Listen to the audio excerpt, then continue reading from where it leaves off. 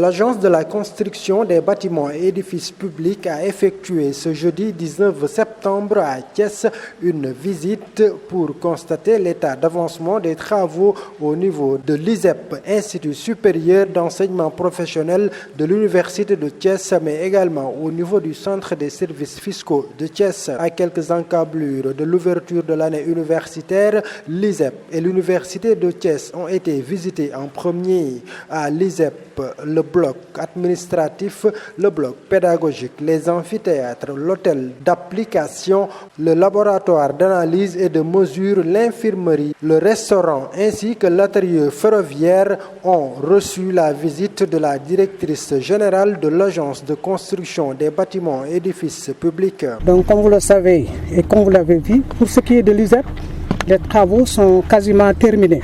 Ce qui reste maintenant, c'est la pose des mobiliers en demeure dans les amphithéâtres. Donc tout cela, c'est à la suite de l'annonce qui a été faite par le ministre de l'Enseignement supérieur, qui a décidé donc d'orienter tous les bacheliers de cette année dans les universités. Donc puisque l'agence est maître d'ouvrage des constructions, nous sommes directement interpellés. Et ce qui est sûr, l'ISEP sera livré très bientôt. Ensuite, ce fut l'étape de l'Université de Thiès, mais également l'UFR Santé ont reçu la visite de la directrice. Pour ce qui est maintenant de l'université, il ne reste que des travaux de finition. Ce qu'on attend, c'est une rallonge budgétaire qui doit émaner du ministère de l'Enseignement supérieur, peut-être du ministère des Finances également, pour pouvoir terminer les travaux très rapidement d'ici le mois de décembre. Une rallonge de combien, Madame la DG? Bon, actuellement, je vais d'abord parler du coût des travaux. Pour ce qui est de l'ISEP, ça tourne autour de 7 millions, 7 milliards du moins. Et pour ce qui est de l'université, c'est 6 milliards. Donc ce qui reste pour l'ISEP, c'est à peu près 2 milliards. Et pour ce qui est de l'université, ça fait moins de cela. Il reste à peu près 600 millions. Et l'État est en train de faire le maximum pour que les crédits soient mis dans le compte de dépôt de l'agence pour nous permettre de terminer ces travaux très rapidement. Au niveau de l'ISEP, eux, ils pensent rejoindre les locaux à la rentrée prochaine. Mais tel n'est pas le cas pour l'université apparemment. Pour les deux, je crois qu'ils vont rejoindre les amphis très rapidement. J'ai accueilli avec enthousiasme la demande de la directrice de l'agence qui a voulu aujourd'hui être avec nous à Thiès pour que nous puissions ensemble, avec toute la communauté de l'université de Thiès, faire le point sur l'état d'avancement des travaux.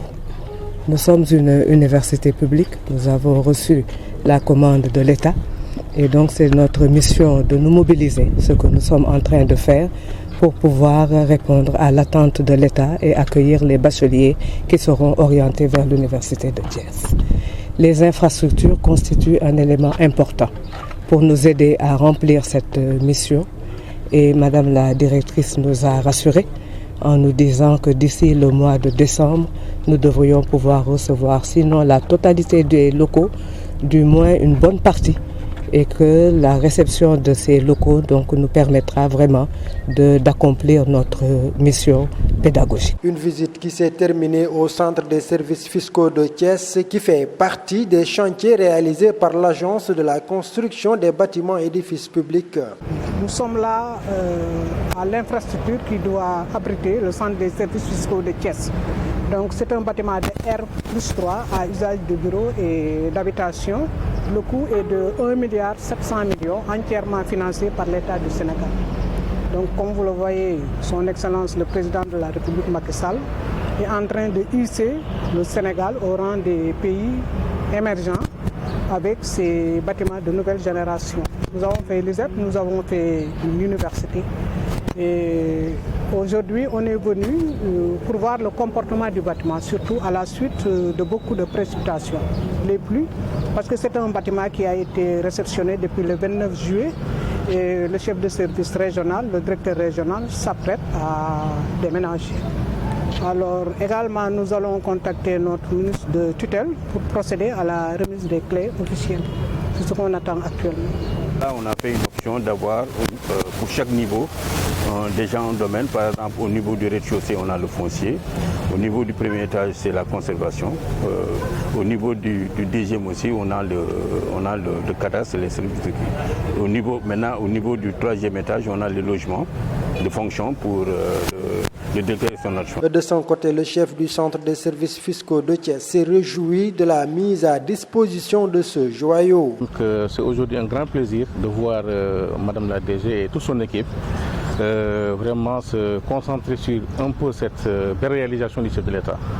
C'est également l'occasion pour moi de remercier chaleureusement et de féliciter les chefs de l'État pour cette belle réalisation. Vous avez vu de vous-même un bâtiment avec toutes les commodités, avec vraiment des bureaux très spacieux, n'est-ce pas, avec, comme je l'ai dit, toutes les commodités. Donc au nom du directeur général, de M. le directeur général des impôts et des domaines, M. Bassirou Sambagnas, et du ministre des Finances et du Budget, vraiment nous remercions et félicitons le président de la République pour cette belle réalisation qui, à mon avis, s'inscrit en droite ligne dans le plan Sénégal émergent. Donc c'est extrêmement important de mettre quand même dans de bonnes conditions les agents de l'État, qui c'est un peu les régies financières quand même qui participent considérablement au budget de l'État. C'est aujourd'hui quand même une grande satisfaction de réceptionner en quelque sorte provisoirement ce bâtiment, je dirais même ce joyau.